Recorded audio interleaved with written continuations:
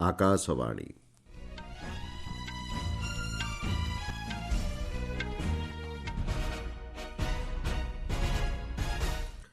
ସମ୍ବାଦ ପଢ଼ୁଛନ୍ତି ମଳୟ ରଞ୍ଜନ ମିଶ୍ର।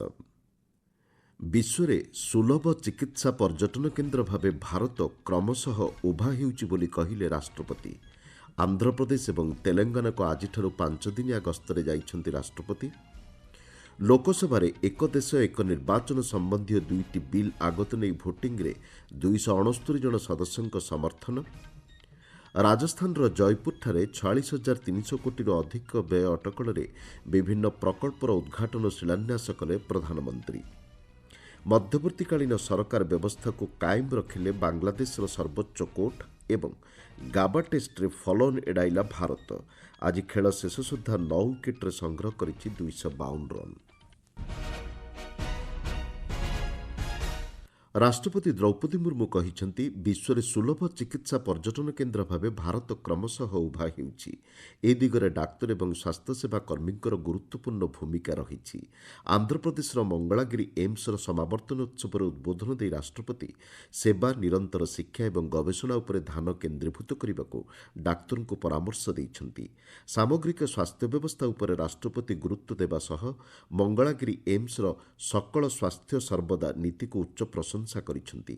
ଏହି କାର୍ଯ୍ୟକ୍ରମରେ ରାଜ୍ୟପାଳ ଏସ୍ ଅବଦୁଲ ନଜିର, ମୁଖ୍ୟମନ୍ତ୍ରୀ ଏନ୍ ଚନ୍ଦ୍ରବାବୁ ନାଇଡୁ, ସ୍ୱାସ୍ଥ୍ୟ ଓ ପରିବାର କଲ୍ୟାଣ ରାଷ୍ଟ୍ରମନ୍ତ୍ରୀ ପ୍ରତାପ ରାଓ ଯାଦବଙ୍କ ସମେତ ଆନ୍ଧ୍ରପ୍ରଦେଶ ମନ୍ତ୍ରିମଣ୍ଡଳର ସଦସ୍ୟ ଯୋଗ ଦେଇଥିଲେ। ସୂଚନାଯୋଗ୍ୟ, ରାଷ୍ଟ୍ରପତି ମୁର୍ମୁ ଆଜିଠାରୁ ଆନ୍ଧ୍ରପ୍ରଦେଶ ଏବଂ ତେଲେଙ୍ଗାନାକୁ 5 ଦିନିଆ ଗସ୍ତରେ ଯାଇଛନ୍ତି।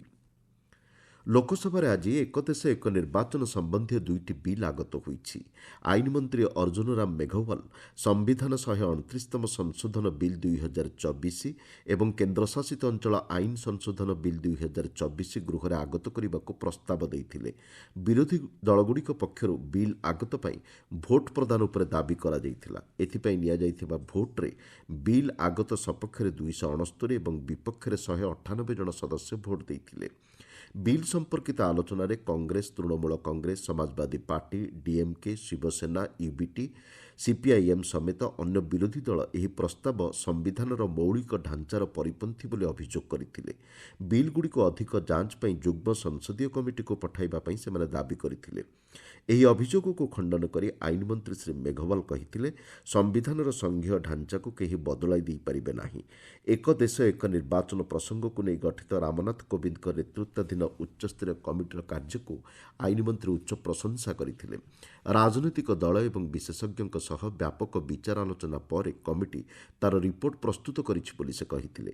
ତେବେ ବିଲ୍ 2ଟିକୁ ଯୁଗ୍ମ ସଂସଦୀୟ କମିଟିକୁ ପଠାଇବା ସମ୍ପର୍କିତ ପ୍ରସ୍ତାବ ସପକ୍ଷରେ ମଧ୍ୟ ସେ କହିଥିଲେ। ପୂର୍ବରୁ ସ୍ୱରାଷ୍ଟ୍ରମନ୍ତ୍ରୀ ଅମିତ ଶାହା କହିଥିଲେ, କେନ୍ଦ୍ର କ୍ୟାବିନେଟ୍ରେ ଏହି ବିଲ୍ ସମ୍ପର୍କିତ ଆଲୋଚନା ବେଳେ ପ୍ରଧାନମନ୍ତ୍ରୀ ଯୁଗ୍ମ ସଂସଦୀୟ କମିଟିକୁ ପଠାଇବାକୁ ମଧ୍ୟ ପରାମର୍ଶ ଦେଇଥିଲେ। ପ୍ରଧାନମନ୍ତ୍ରୀ ନରେନ୍ଦ୍ର ମୋଦି ଆଜି ଜୟପୁରଠାରେ 46,300 କୋଟି ଟଙ୍କାରୁ ଅଧିକ ଖର୍ଚ୍ଚ ଅଟକଳରେ ବିଭିନ୍ନ ପ୍ରକଳ୍ପର ଉଦ୍ଘାଟନ ଶିଳାନ୍ୟାସ କରିଛନ୍ତି।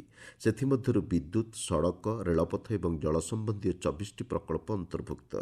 ରାଜସ୍ଥାନ ଗସ୍ତରେ ଯାଇ ପ୍ରଧାନମନ୍ତ୍ରୀ ରାଜ୍ୟ ସରକାରଙ୍କ 1 ବର୍ଷ ପୂର୍ତ୍ତି ପାଳନ ଅବସରରେ ଆୟୋଜିତ ସମାରୋହରେ ଯୋଗ ଦେଇଥିଲେ। ସମାରୋହକୁ ସମ୍ବୋଧନ କରି ପ୍ରଧାନମନ୍ତ୍ରୀ କହିଛନ୍ତି, ଏହି ପ୍ରକଳ୍ପଗୁଡ଼ିକ ପୁଞ୍ଜିନିବେଶକୁ ପ୍ରୋତ୍ସାହନ ପ୍ରଦାନ କରିବା ସହ ବ୍ୟାପକ ନିଯୁକ୍ତି ସୁଯୋଗ ସୃଷ୍ଟି କରିବ। ରାଜସ୍ଥାନ ଏବଂ ମଧ୍ୟପ୍ରଦେଶର ବିକାଶ କ୍ଷେତ୍ରରେ ଏହି ପ୍ରକଳ୍ପ ଗୁରୁତ୍ୱପୂର୍ଣ୍ଣ ସାବ୍ୟସ୍ତ ହେବ। କେନ୍ଦ୍ର ସରକାର ପ୍ରତ୍ୟେକ ଆହ୍ୱାନର ସମାଧାନ ଉପରେ ଗୁରୁତ୍ୱ ପ୍ରଦାନ କରୁଛନ୍ତି। ରାଜସ୍ଥାନ ଏବଂ ମଧ୍ୟପ୍ରଦେଶରେ ହୋଇଥିବା ଜଳ ଆବଣ୍ଟନ ସମ୍ପର୍କିତ ଚୁକ୍ତିରୁ ଅନ୍ୟ ରାଜ୍ୟଗୁଡ଼ିକ ଶିକ୍ଷାଲାଭ କରିବା ଉଚିତ ବୋଲି ପ୍ରଧାନମନ୍ତ୍ରୀ କହିଛନ୍ତି। ଜଳ ସଂରକ୍ଷଣ ବର୍ତ୍ତମାନ ସମୟର ଆବଶ୍ୟକତା ଏବଂ ଦେଶର ପ୍ରତ୍ୟେକ ନାଗରିକ ଏଥିରେ ସହଯୋଗ କରିବାକୁ ପ୍ରଧାନମନ୍ତ୍ରୀ ଆହ୍ୱାନ ଦେଇଛନ୍ତି। ଏହି କାର୍ଯ୍ୟକ୍ରମରେ ରାଜସ୍ଥାନ ରାଜ୍ୟପାଳ ହରିଭାଉ ବାଗଡେ, ମୁଖ୍ୟମନ୍ତ୍ରୀ ଭଜନଲାଲ ଶର୍ମା, ମଧ୍ୟପ୍ରଦେଶ ମୁଖ୍ୟମନ୍ତ୍ରୀ ମୋହନଲାଲ ଯାଦବ, କେନ୍ଦ୍ର ଜଳଶକ୍ତି ମନ୍ତ୍ରୀ ସିଆର୍ ପାଟିଲ ପ୍ରମୁଖ ଉପସ୍ଥିତ ଥିଲେ। 1 ବର୍ଷ ପୂର୍ତ୍ତି ପାଳନ ଅବସରରେ ରାଜସ୍ଥାନ ମୁଖ୍ୟମନ୍ତ୍ରୀ ଭଜନଲାଲ ଶର୍ମା କେନ୍ଦ୍ର ସରକାରଙ୍କ 7ଟି ପ୍ରକଳ୍ପ ଏବଂ ରାଜ୍ୟ ସରକାରଙ୍କ 2ଟି ପ୍ରକଳ୍ପ ସମେତ 11,000 କୋଟିରୁ ଅଧିକ ମୂଲ୍ୟର 9ଟି ପ୍ରକଳ୍ପର ଉଦ୍ଘାଟନ କରିଛନ୍ତି। ଏଥିସହ 35,300 କୋଟିରୁ ଅଧିକ ବ୍ୟୟ ଅଟକଳରେ 15ଟି ପ୍ରକଳ୍ପର ଶିଳାନ୍ୟାସ ମଧ୍ୟ କରିଛନ୍ତି। ଶ୍ରୀଲଙ୍କା ରାଷ୍ଟ୍ରପତି ଅନୁରା କୁମାର ଦିଶାନାୟକେ ଆଜି ବିହାରର ବୋଧଗୟାସ୍ଥିତ ବିଶ୍ୱ ଐତିହ୍ୟ ମହୋବୋଧି ମନ୍ଦିର ପରିଦର୍ଶନ କରିଛନ୍ତି। ମନ୍ଦିର ଗର୍ଭଗୃହରେ ସେ ପୂଜାର୍ଚ୍ଚନା କରିଥିଲେ। ଏହି ଗସ୍ତ ସମୟରେ ତାଙ୍କ ସହ 14 ଜଣିଆ ପ୍ରତିନିଧି ମଣ୍ଡଳୀ ଉପସ୍ଥିତ ଥିଲେ। ବୋଧି ଗଛ ତଳେ ଚାଲିଥିବା 10 ଦିନିଆ କାଗେଉ ମୋନୋଲାମ୍ରେ ରାଷ୍ଟ୍ରପତି ଯୋଗ ଦେଇଥିଲେ। ଶ୍ରୀ ଦିଶାନାୟକେ ବୋଧଗୟା ଗସ୍ତ କରିଥିବାରୁ ଖୁସି ବ୍ୟକ୍ତ କରିଥିଲେ। ଏହା ଏକ ଗଭୀର ଅର୍ଥପୂର୍ଣ୍ଣ ଅନୁଭୂତି ବୋଲି ସେ ବର୍ଣ୍ଣନା କରିଛନ୍ତି। ଏଥିସହ ଶ୍ରୀଲଙ୍କା ରାଷ୍ଟ୍ରପତି ଭଗବାନ ବୁଦ୍ଧଙ୍କ ଜୀବନୀ ସହ ଜଡ଼ିତ 7ଟି ସ୍ଥାନକୁ ମଧ୍ୟ ପରିଦର୍ଶନ କରିଛନ୍ତି। ଆପଣମାନେ ସମ୍ବାଦ ଶୁଣୁଛନ୍ତି ଆକାଶବାଣୀରୁ। ମଧ୍ୟବର୍ତ୍ତୀକାଳୀନ ସରକାର ବ୍ୟବସ୍ଥାକୁ ବାଂଲାଦେଶର ସର୍ବୋଚ୍ଚ କୋର୍ଟ କାଏମ ରଖିଛନ୍ତି। ୟୁନାଇଟେଡ୍ ନ୍ୟୁଜ୍ ଅଫ୍ ବାଂଲାଦେଶର ରିପୋର୍ଟ ଅନୁଯାୟୀ ସମ୍ବିଧାନର 15 ସଂଶୋଧନର କେତେକ ପ୍ରସ୍ତାବ ଏହାର ମୌଳିକ ଢାଞ୍ଚାକୁ ବିରୋଧ କରୁନାହିଁ ବୋଲି କୋର୍ଟ ଉଲ୍ଲେଖ କରିଛନ୍ତି। ବିଚାରପତି ଜଷ୍ଟିସ୍ ଫରାହ ମହବୁବ ଏବଂ ଜଷ୍ଟିସ୍ ଦେବାଶିଷ ରାୟ ଚୌଧୁରୀଙ୍କ ଖଣ୍ଡପୀଠ ଏ ସମ୍ପର୍କିତ ମାମଲାର ଆଜି ଶୁଣାଣି କରି ସମ୍ବିଧାନର 15 ସଂଶୋଧନକୁ ରଦ୍ଦ କରିବା ସହିତ ମଧ୍ୟବର୍ତ୍ତୀକାଳୀନ ସରକାର ବ୍ୟବସ୍ଥା ସପକ୍ଷରେ ରାୟ ପ୍ରଦାନ କରିଛନ୍ତି। ସୂଚନାଯୋଗ୍ୟ 2011 ମସିହାରେ ତତ୍କାଳୀନ ପ୍ରଧାନମନ୍ତ୍ରୀ ଶେଖ୍ ହସିନାଙ୍କ ଆୱାମୀ ଲିଗ୍ ନେତୃତ୍ୱାଧୀନ ସରକାର 15 ସମ୍ବିଧାନ ସଂଶୋଧନ ସହିତ କାର୍ଯ୍ୟନିର୍ବାହୀ ସରକାରଗୁଡ଼ିକୁ ରଦ୍ଦ କରିଥିଲେ। ଏହାକୁ ବିଭିନ୍ନ ରାଜନୈତିକ ମହଲ ଏବଂ ନାଗରିକ ସମାଜ ଗୋଷ୍ଠୀ ପକ୍ଷରୁ ସମାଲୋଚନା କରାଯାଇଥିଲା। ଆଜି ରାୟ ପ୍ରକାଶ ପରେ ଡେଲି ଷ୍ଟାର ଖବରକାଗଜ କହିଛି ସର୍ବୋଚ୍ଚ କୋର୍ଟ ତାଙ୍କ ରାୟରେ ଧର୍ମନିରପେକ୍ଷତା, ସମାଜବାଦ, ରାଜ୍ୟ ଅଞ୍ଚଳ, ଜାତୀୟତାବାଦ ଏବଂ ସଂସଦରେ ମହିଳାଙ୍କ ପାଇଁ ଆସନ ସଂରକ୍ଷିତ ସମ୍ପର୍କିତ 15 ସମ୍ବିଧାନ ସଂଶୋଧନରେ ମଧ୍ୟ ହସ୍ତକ୍ଷେପ କରିନଥିଲେ। ମସ୍କୋରେ ଏକ ବୋମା ବିସ୍ଫୋରଣରେ ରୁଷର ପରମାଣୁ ସୁରକ୍ଷା ବାହିନୀ ଦାୟିତ୍ୱରେ ଥିବା ଜଣେ ଶୀର୍ଷ ଜେନେରାଲ ଇଗୋର କିରିଲୋଭଙ୍କର ମୃତ୍ୟୁ ହୋଇଛି। ରୁଷିଆର ତଦନ୍ତ କମିଟି ଦେଇଥିବା ସୂଚନା ଅନୁଯାୟୀ ଏକ ବୈଦ୍ୟୁତିକ ସ୍କୁଟରରେ ଥିବା ବୋମା ବିସ୍ଫୋରଣ ଯୋଗୁଁ ଏହି ଜେନେରାଲଙ୍କ ସହ ଅନ୍ୟ ଜଣେ ସହଯୋଗୀଙ୍କର ମଧ୍ୟ ମୃତ୍ୟୁ ହୋଇଛି। ସରକାରୀ ନ୍ୟୁଜ୍ ଏଜେନ୍ସି କହିଛି କ୍ରେମ୍ଲିନ୍ଠାରୁ ପ୍ରାୟ 7 କିଲୋମିଟର ଦକ୍ଷିଣ ପୂର୍ବ ଦିଗରେ ଥିବା ଏକ ମୁଖ୍ୟ ରାସ୍ତା ଉପରେ ଏହି ବିସ୍ଫୋରଣ ଘଟିଥିଲା। 2017 ଏପ୍ରିଲରେ ସେ ରୁଷ ସେନାର ନେତୃତ୍ୱ ନେଇଥିଲେ। ଏହି ବିସ୍ଫୋରଣ ପାଇଁ ୟୁକ୍ରେନ୍ର ସୁରକ୍ଷା ସେବା ନିଜକୁ ଦାୟୀ କରିଛି। ଫ୍ରାନ୍ସର ମାୟୋଟେଠାରେ ସାମୁଦ୍ରିକ ଝଡ଼ ଚିଡୋ ପ୍ରଭାବରେ ମୃତ୍ୟୁସଂଖ୍ୟା 22କୁ ବୃଦ୍ଧି ପାଇଛି। 1400ରୁ ଅଧିକ ଲୋକ ଆହତ ହୋଇଥିବା ଜଣାପଡ଼ିଛି। ଭାରତ ମହାସାଗରରେ ମାଡାଗାସ୍କର ଏବଂ ମୋଜାମ୍ବିକ୍ ଉପକୂଳ ମଧ୍ୟରେ ଫ୍ରାନ୍ସର ଏକ ଅଞ୍ଚଳ ଭାବେ ଏହି ମାୟୋଟେ ଦ୍ୱୀପ ରହିଛି। ଏହି ଝଡ଼ର ପ୍ରଭାବରେ ବ୍ୟାପକ କ୍ଷୟକ୍ଷତି ହୋଇଥିବା ସେଠାକାର କର୍ତ୍ତୃପକ୍ଷ ସୂଚନା ଦେଇଛନ୍ତି। ଘଣ୍ଟା ପ୍ରତି 200 କିଲୋମିଟର ବେଗରେ ପବନ ବହିଥିଲା। ତେବେ କ୍ଷୟକ୍ଷତିର ଆକଳନ ପାଇଁ ଆହୁରି କିଛି ଦିନ ସମୟ ଲାଗିବ ବୋଲି ସେଠାକାର କର୍ତ୍ତୃପକ୍ଷ ସୂଚନା ଦେଇଛନ୍ତି। କ୍ଷତିଗ୍ରସ୍ତଙ୍କୁ ଖାଦ୍ୟ ଏବଂ ପାଣି ଯୋଗାଇ ଦେବା ପାଇଁ ପଦକ୍ଷେପ ନିଆଯାଇଛି। ମାୟୋଟେ ଦ୍ୱୀପରେ କ୍ଷୟକ୍ଷତି ନେଇ ପ୍ରଧାନମନ୍ତ୍ରୀ ନରେନ୍ଦ୍ର ମୋଦି ଗଭୀର ଦୁଃଖ ପ୍ରକାଶ କରିଛନ୍ତି। ସାମାଜିକ ଗଣମାଧ୍ୟମ ପୋଷ୍ଟରେ ଶ୍ରୀ ମୋଦି ମୃତାହତଙ୍କ ପରିବାରବର୍ଗଙ୍କୁ ସମବେଦନା ଜ୍ଞାପନ କରିଛନ୍ତି। ଚଳିତ ଆର୍ଥିକ ବର୍ଷ ପାଇଁ ପ୍ରଥମ ଅତିରିକ୍ତ ଖର୍ଚ୍ଚ ଦାବି ଆଜି ଲୋକସଭାରେ ଅନୁମୋଦିତ ହୋଇଛି। ମୋଟ 87,762 କୋଟିରୁ ଅଧିକ ଟଙ୍କାର ଅତିରିକ୍ତ ବ୍ୟୟବରାଦ ଗୃହରେ ଆଲୋଚନା ପରେ ଗୃହୀତ ହୋଇଛି। ଏ ସମ୍ପର୍କିତ ଆଲୋଚନାର ଉତ୍ତର ଦେଇ ଅର୍ଥମନ୍ତ୍ରୀ ନିର୍ମଳା ସୀତାରମଣ କହିଛନ୍ତି ଭାରତ ଏବେ ବିଶ୍ୱରେ ଦ୍ରୁତ ଅଭିବୃଦ୍ଧିଶୀଳ ଅର୍ଥନୈତିକ ରାଷ୍ଟ୍ର ଭାବେ ପରିଗଣିତ ହୋଇଛି। ଗତ 3 ବର୍ଷ ମଧ୍ୟରେ ଦେଶର ହାରାହାରି ଅଭିବୃଦ୍ଧି ହାର 8.3% ରହିଛି।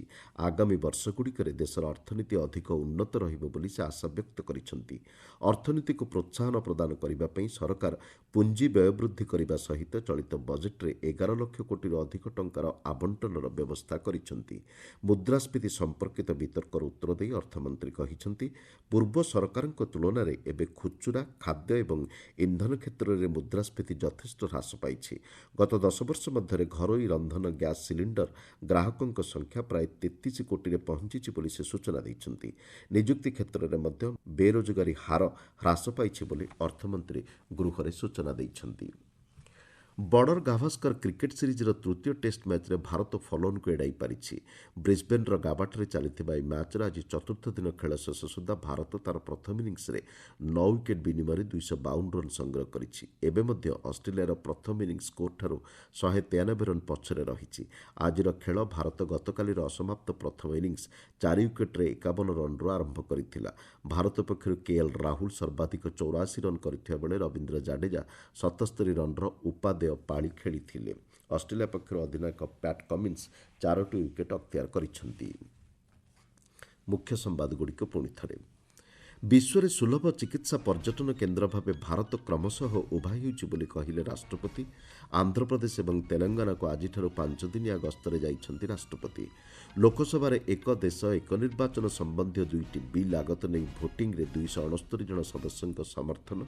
ରାଜସ୍ଥାନର ଜୟପୁରଠାରେ 46,300 କୋଟିରୁ ଅଧିକ ବ୍ୟୟ ଅଟକଳରେ ବିଭିନ୍ନ ପ୍ରକଳ୍ପର ଉଦ୍ଘାଟନ ଓ ଶିଳାନ୍ୟାସ କଲେ ପ୍ରଧାନମନ୍ତ୍ରୀ ଏବଂ ଗାବା ଟେଷ୍ଟରେ ଫଲୋଅନ୍ ଏଡ଼ାଇଲା ଭାରତ। ସମ୍ବାଦ ଶେଷ ହେଲା।